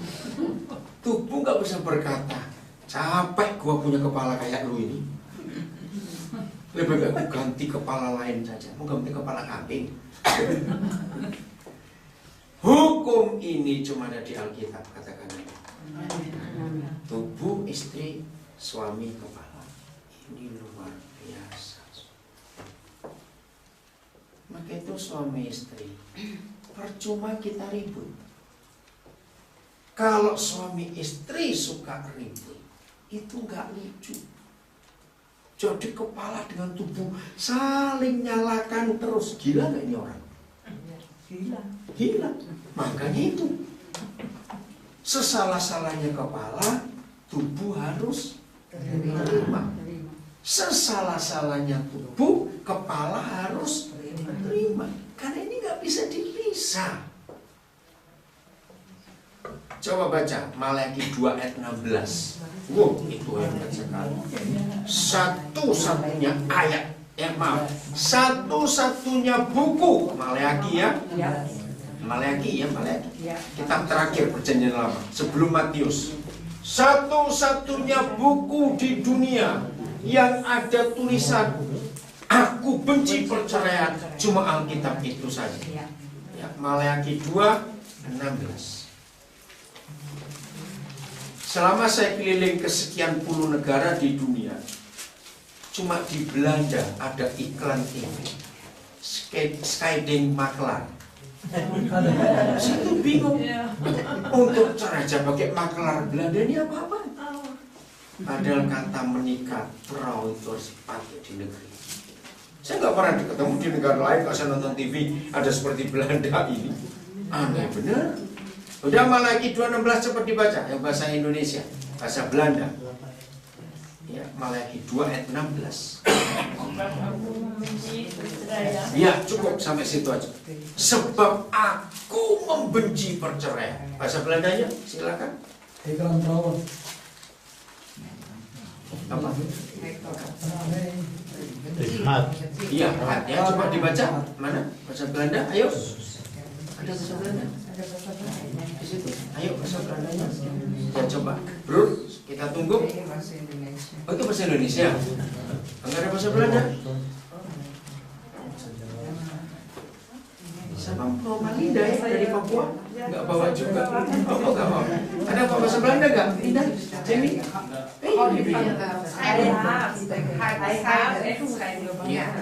Hak ya. Benci perceraian. Catat. Satu-satunya buku di dunia.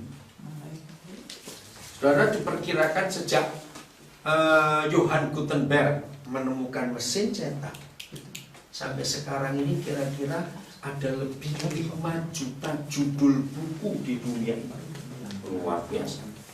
Bayangkan dari sekian juta judul buku, cuma The Bible yang berkata I hate divorce. Enggak main-main. Jadi kalau suami istri bermasalah lalu cerai, itu bukan solusi, betul tidak? Bukan menyelesaikan masalah, malah nambahin masalah. Malah nambahin masalah. Masalah yang pertama kena kepada anak-anak, hancur mereka. Sesalah-salahnya mama, sesalah-salahnya papa, tetap papa mama. Buat anak-anak betul tidak? Tapi buat suami istri papa mama harus mengerti hukum. Maka itu saya ulangi lagi.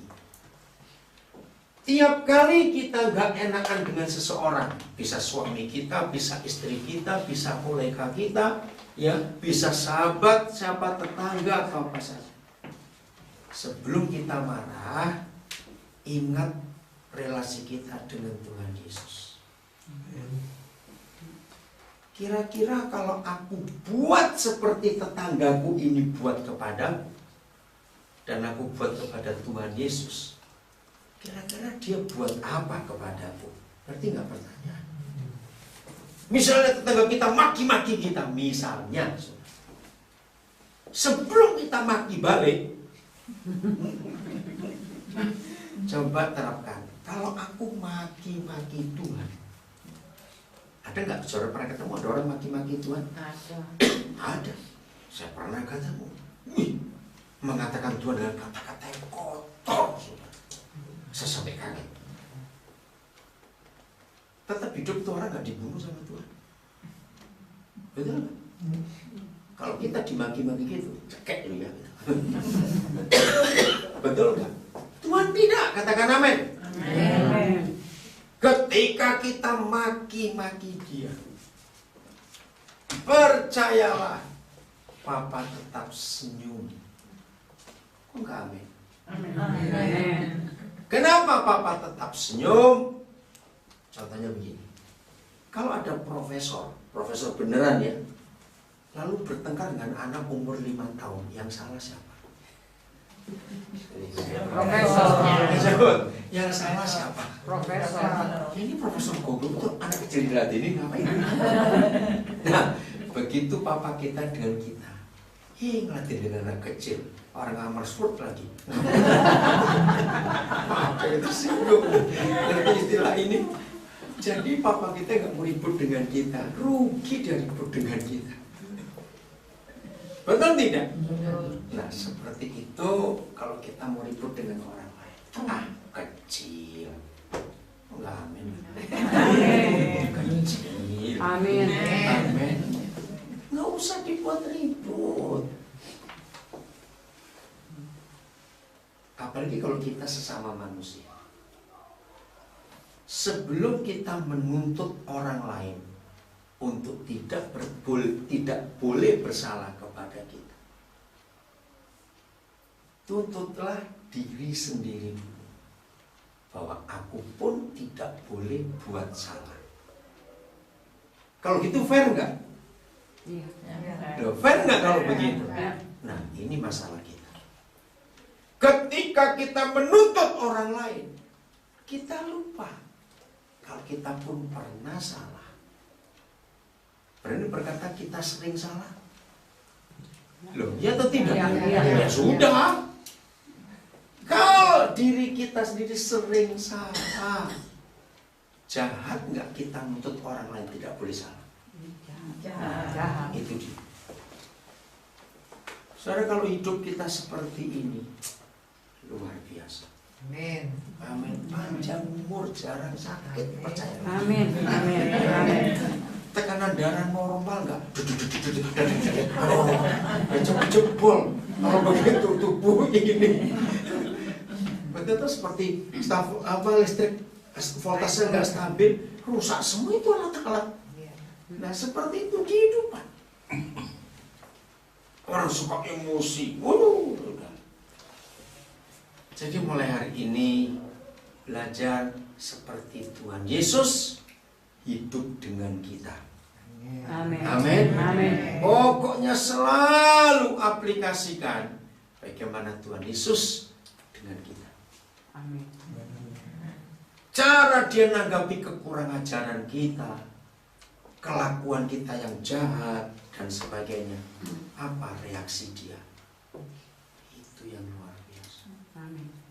Jadi sebelum kita ribut dengan orang lain, ayo kita hidup seperti Yesus hidup dengan kita. Coba baca Filipi 2 ayat 5. Filipi 2 ayat 5. Ayat ini simpel. Saya nggak mau, ya nggak ada kita bahasa Belanda sih. Cep dia handphone nggak ada.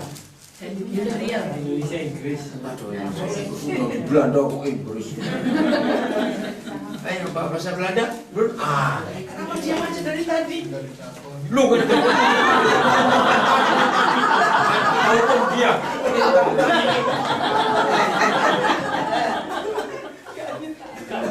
Setuju nggak? Jawabannya setuju nggak? Nggak ditanya tadi.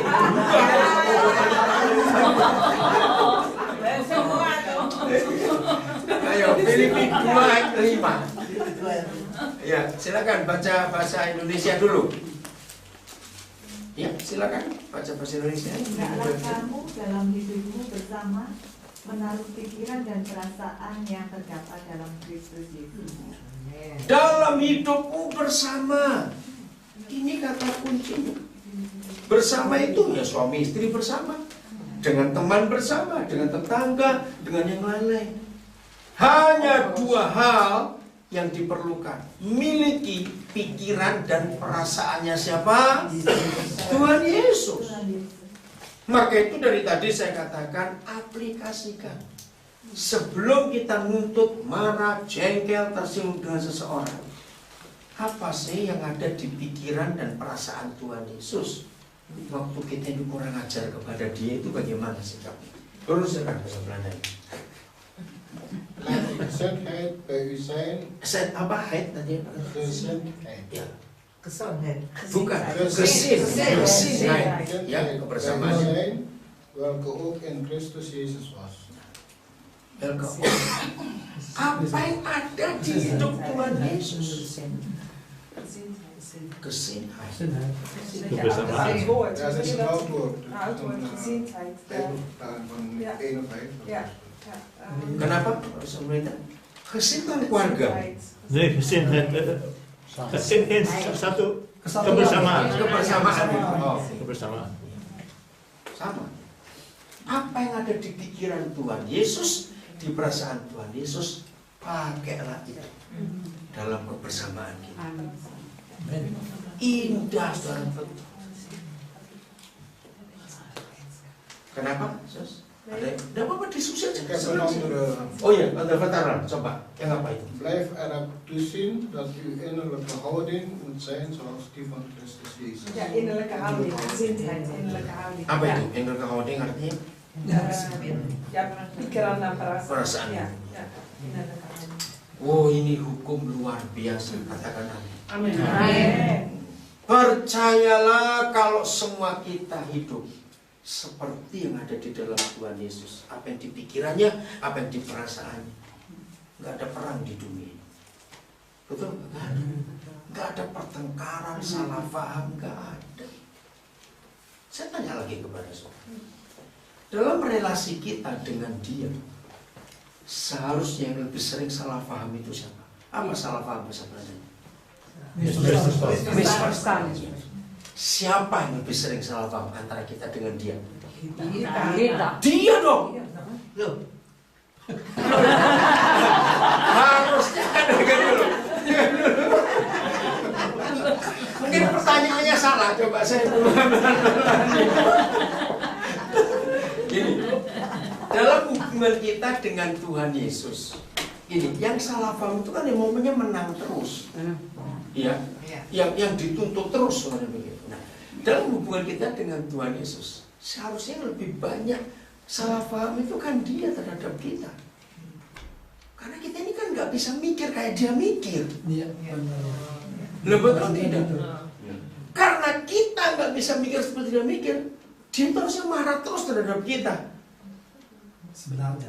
Nah, harusnya gini kok dia ngomong. Kamu tuh kok dum betul. Udah betul nggak? Yesus harus ngomong gitu nggak pada kita seharusnya? Belum ya atau tidak?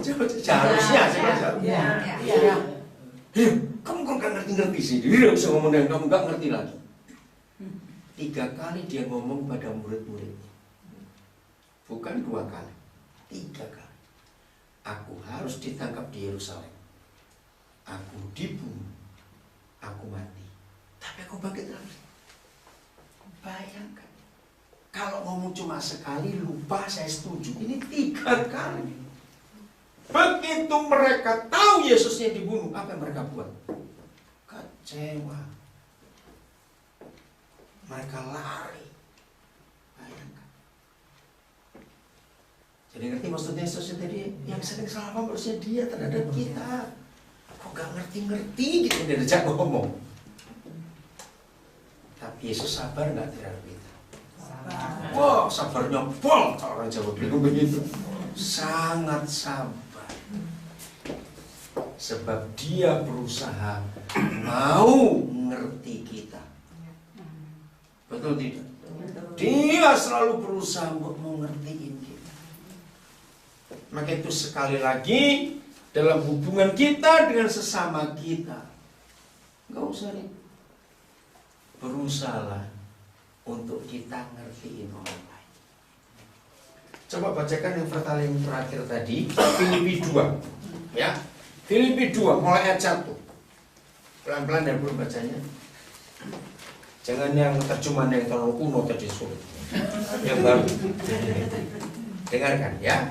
Bagus. De innerlijke houding van Christus Jezus. Als u door uw verbondenheid met Christus zozeer bemoedigt en liefdevol getroost wordt, als u door de geest één bent met elkaar, als u zich over elkaar ontfermt en liefdevol met elkaar omgaat, maakt mij dan helemaal gelukkig. Door ééngezind te zijn, elkaar lief te hebben, één van het hart en ziel te zijn en naar echte eenheid te streven. Selalu satu jiwa, satu pikiran, satu terus. Wees niet egoïstisch en probeer niet de eer naar u toe te trekken, maar wees nederig en sla een ander hoger aan dan uzelf. Denk niet alleen aan uw eigen belang, maar ook aan dat van anderen. Sampai situ dulu. Sederhana ke hukum ini, saudara. Selalu mengutamakan orang lain lebih daripada dirinya sendiri. Bahasa Jawanya bilang ngalah. Betul? Lagi sekali pertanyaannya, antara relasi kita dengan Tuhan Yesus, siapa yang lebih sering ngalah? Nah, berarti kita sering ngotot. Jadi ayat ini pakai, jangan egois, selalu melihat kepentingan orang lain dulu. Ini yang kita harus jaga. Tadi sudah sampai ayat 4 ya, bro? Baru ayat 5 itu tadi sudah dibahas. Wow, kalau semua kita sebagai orang-orang percaya hidup dalam kebenaran ini, hidup itu sejahtera, tidur itu enak, makan itu enak, betul nggak? Kenapa? Rukun damai. Iya, rukun damai. Enggak apa? Enggak gatal-gatal. Gatal-gatal.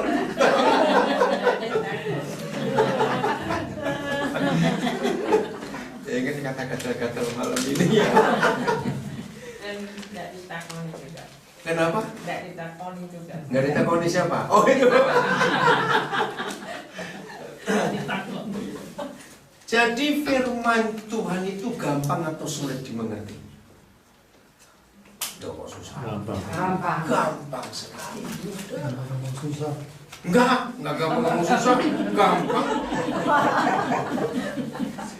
Masa kalah sama binatang, sama natur itu? Nurut terus. Nah, kalau kita pernah baca kitab Yonah, pernah tahu? Kita belajar soal ketaatan. Yang pertama ikan. Saudara percaya nggak bahwa ikan itu punya nama? Ayo mikir, ikannya itu punya nama. Kenapa? Bukan dengan gurami ikan itu, bukan. Namanya itu loh. Ya, tak Peter, tak Bambang, saya nggak tahu. Joko atau aku, saya nggak tahu. Loh, ayo, kenapa saya mikir ikan itu punya nama? Sebab kalau papa manggil, hei ikan besar, wih, berapa banyak yang datang itu. Yunus ada diri jadinya. Coba ada diri. Makanya datang cuma berapa ikan? Nah, berarti punya nama. Cuma saya nggak tahu siapa namanya. Loh, iya atau enggak? Ini logika anak-anak, saudara. Loh, iya atau tidak? Kita belajar. Terus ikan itu taatnya lagi yang kedua. Misalnya namanya sama gitu ya. Kamu cuma boleh nelan Yunus, jangan dikunyah. Kira-kira iya atau tidak? Jawab. Nah, kalau nggak ada perintah itu, Yunus habis sudah. Maka itu ikan itu bingung. Ini makan kok gak kenyang-kenyang 3 hari. Terus nurut ikan itu lagi. Setelah 3 hari, papa nyuruh ikan itu apa? Muntahkan. Jauh loh dari Tarsis ke Niniwe itu jauh. Ikan itu nurut, nggak punya tom-tom dia nyampe. Amin. Nggak punya tom-tom nyampe ikan itu. Kita punya tom-tom kali kesasar. Oke, itu saudara, kalau kita belajar Alkitab, aduh, natur dan binatang itu taatnya luar biasa. Udah? Dan kita lihat, waktu Yunus sudah selesai khotbah, dia kan masih marah kepada Tuhan. Kenapa bangsa itu kau selamatkan? Aku maunya dihukum saja. Ya, dalam sejarahnya, sebab nenek moyang Yunus ada yang dibunuh oleh orang-orang Niniwe, itu kerajaan Asyria. Jadi waktu dia tunggu setelah dia khotbah di luar kota, dikatakan begitu. Kapan dihukum? Kapan dihukum? Bayangkan sudah khotbah untuk bertobat masih bilang kapan dihukum. Maka begini hati saya. Berarti Yunus itu khotbahnya sepenuh hati atau setengah-setengah? Berarti cuma bisik-bisik. Loh, kira-kira gitu enggak? Kan dia nggak mau orang itu bertobat kok masalahnya. Nah, dengar ya hamba-hamba Tuhan, yang khotbah setengah hati aja satu negeri bertobat. Masa kita khotbah nggak ada yang bertobat? Ngerti ilustrasi itu? Yunus luar biasa. Nah, karena Tuhan sayang gitu. Tuhan dimarah-marahi Yunus, Tuhan nggak balas marah. Betul tidak? Waktu Yunus kepanasan, Papa buat apa? Ayo, Papa buat apa waktu Yunus kepanasan? Tumbuh pohon semalam. Jangan lupa, 1 malam saja langsung jadi. Berarti pohonnya nurut tidak? Harusnya dia bingung, loh kok cepet sekali tumbuh gini, kok cepet bener? Harusnya perlu waktu sekian bulan baru lihat ini. Pohonnya belum selesai pohon itu, Yunus ngomel-ngomel lagi. Masih ingat? Nah itu loh, Papa guyon. Siapa yang taat berikutnya? Cacing, ulat, kan betul. Ada gitu tau? Betul atau tidak? Ulatnya disuruh apa sama Tuhan? Ya, makan akarnya supaya mati pohon itu.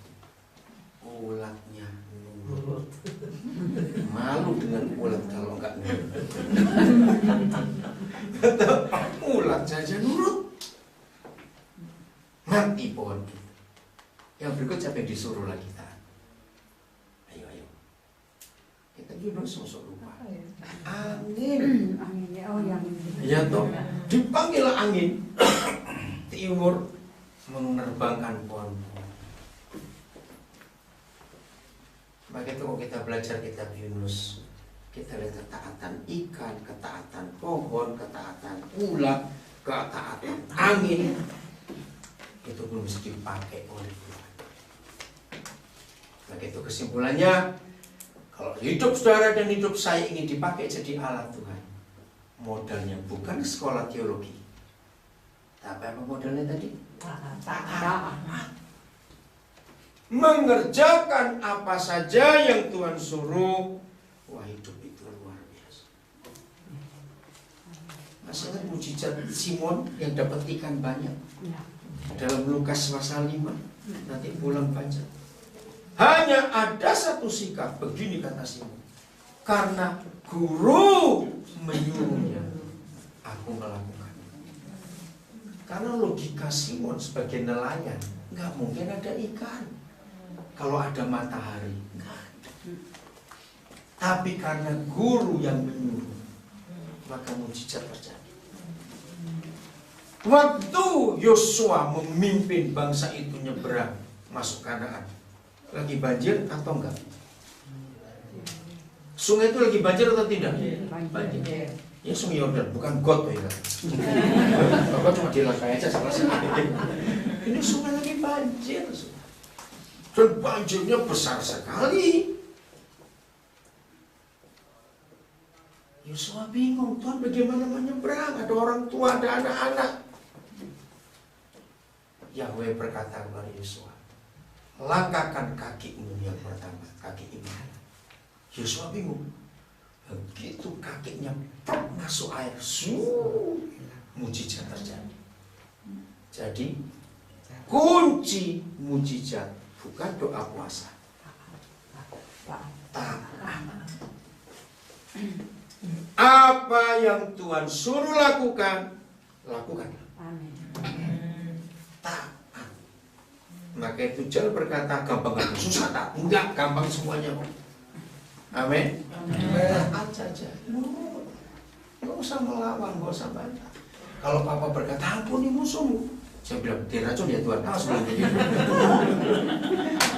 Ampuni kok diracun lagi.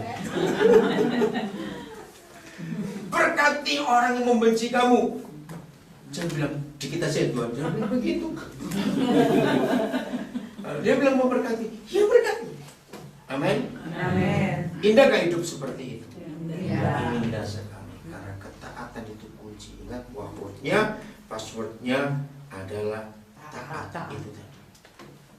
Apa saja yang dia suruh kerjakan, pasti terjadi hal-hal yang hebat. Amin. Ayat terakhir, Yesaya 48. Yesaya 48 ayat yang ke 17. Oh, ayat yang 18 saja. Yesaya 48 ayat yang ke 18. Bro, bacakan. Ya, sekarang disuruh. Yesaya 48 ayat yang ke 18. Saya mau cari kata ini dalam bahasa Indonesia ada kata sekiranya. Ya, saya tahu bahasa Belandanya ada kata itu. 48 ayat 18. Saya baca dulu bahasa Indonesia. Sekiranya engkau memperhatikan perintah-perintahku. Nah, saya mau tanya, kata sekiranya ini memaksa atau tidak? Enggak. Ini luar biasa. Sekiranya. Apa enggak apa-apa. Bahasa Belandanya apa? Ayat 18. Yesaya 48 ayat 18. Tunggu, bisa dicari. Ayat 18.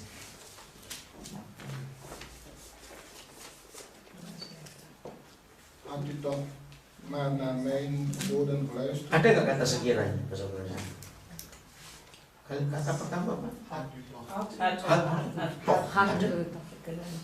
Sama. Ya. Ya, jadi sama sekiranya itu. Ya. Nah, ini Bapak kita. Dia nggak maksa. Itu pilihan kita. Lanjut, ulangi lagi, bro. Had u toch maar naar mijn geboden Mijn geluisterd? geboden, gelusterannya. Dan had u vrede gehad als een kalm stromende rivier en als golven van gerechtigheid. Amin. Dua hal ini kebutuhan pokok manusia, damai sejahtera dan kebahagiaan. Bahasa Belandanya apa tadi? Vrede apa? Iya, enggak apa-apa, ayat 18. Iya, damai sejahtera. Iya, saya mau lihat bahasa Belandanya 18. Dan had u vrede gehad Vrede, ya. als een kalm stromende rivier en als golven van gerechtigheid. Saudara perhatikan, setenang-tenangnya laut masih ada gelombangnya nggak? Nah, itu ayatnya.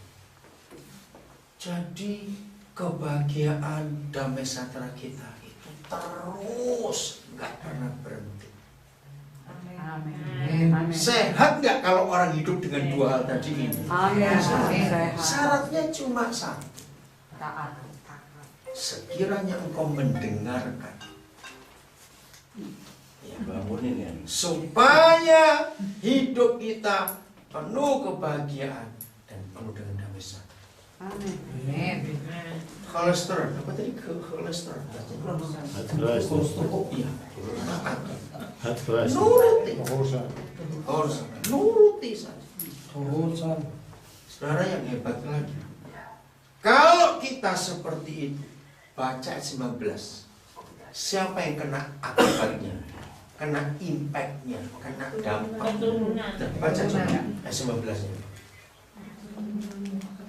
Ayat 19 ya. Nah, nageslagnya Zo zijn als het zand, je nazaten ontelbaar als zandkorrels. Zandkorrels, ja. Je naam zal nooit worden uitgewist, Amin. maar voor altijd bij mij voortleven. Wow. Amin. Hebat. Ayo, jangan hebat dulu. Anak itu harus banyak seperti pasir. Yang punya 2, 4 kurang. Bangkrut. Kok bangkrut enggak? Bangkrut gimana? Saudara, apa yang terjadi kalau kita selalu taat pada hukum? Sekiranya engkau memperhatikan hukum-hukum,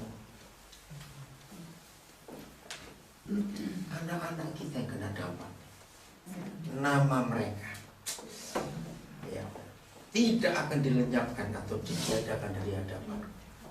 Bangga nggak sebagai orang tua kalau sampai anak, cucu, cicit kita tetap hidup di hadapan Tuhan atau nggak buang mereka. Itu dimulai dari ketaatan kita dari sekarang. Amin.